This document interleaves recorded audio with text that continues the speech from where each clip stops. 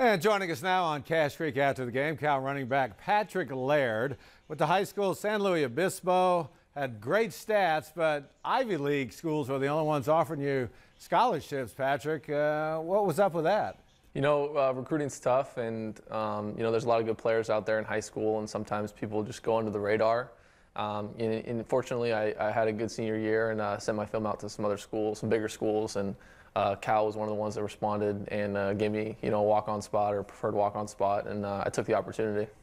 All right, Coach Wilcox called you into his office. I think it was August 10th, and I read somewhere you were a little concerned because when the head coach calls you in, a lot of times it's not good news. It was actually after practice, and you know, he called out some names. And you know, when you call out names and the coach you have to go talk to the coach, you're kind of wondering, hey, what did I do? Did I miss a meeting, or you know, was I late to lunch? And so he kind of talked to me and four other guys individually and said he's going to put us on scholarship. And so it was a kind of a pleasant surprise. How great was that feeling? It was awesome. I really didn't expect it that day. You know, it's been a goal of mine since I showed up here, and I realized that I could compete at this level. I always wanted to earn one and help out my family.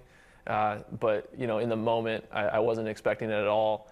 And I was kind of thinking to myself, like, is this really happening? And it was awesome. All right, last week, Oregon State, 33 carries, 214 yards, a touchdown. And I think, you know, as a running back, you always hear them say, oh, I didn't even know I had that many yards after the game. After the game, when you found out what your stats were you surprised that you went over 200? Yeah, I was a little surprised. I mean, I found out after my last play, I jogged off the sideline, and someone came up to me and told me to turn around, and we had this little video banner behind our sideline, and it said my stats, and going over 214 yards it was cool, and I guess it's 10th all-time single-game performance at Cal, which that's kind of, you know, in my mind, that's kind of crazy. I don't know if anyone would have expected that I would do something like that, but it definitely wasn't just me. You know, the O-line did a great job. Fullbacks, tight ends, those guys are amazing blockers. And, you know, Ross also has to make decisions on whether, you know, to hand off the ball or throw it in a run-pass option. And I thought he made a lot of good decisions. So, you know, it was a whole offensive effort. Big game coming up. Always, you never know what's going to happen. But, boy, it'd be great to get that win and become bowl eligible in that game. The big game's always a big deal. And, you know, we talk about, you know, winning the big game, bringing the axe back to Berkeley all the time. That's just that if that's something our team can do, you know, to be a point of pride that we would have for, you know, the rest of our lives. And so, you know, everyone's kind of buying in this week, you know, this past bye week, you know, recovering, and then this next week we're coming in and prepare and, you know, get the win this next Saturday. All right, everybody's been asking me about your touchdown celebration.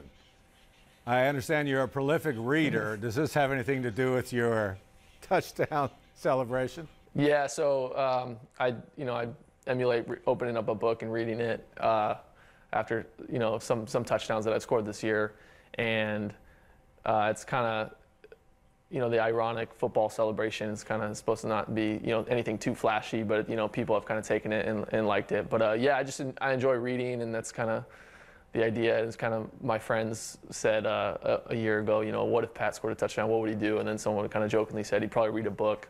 And I always kept that in the back of my mind and told myself I would do it because, you know, I'm not ashamed of my love of reading. I think it's, you know, it's fun. It's a cool hobby. You won't see that anywhere else in the nation, I'll guarantee you that. And it's so Cal Berkeley. All right, and before we let you go, music producer.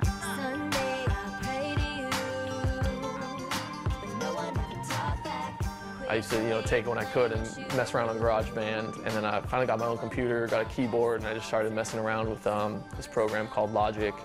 And, you know, I try to make a bunch of different types of music, but, you know, hip-hop and rap are pretty much the ones I focus on. And, yeah, I make these instrumentals or beats, and just in my free time. I don't have much time during the football season. And then I send them out to some people sometimes, and this one artist wanted to use one of my songs that I made, and yeah, it's up on iTunes now. All right, Patrick, we appreciate your time. You're a great success story. Keep working, keep persevering, and good things can happen.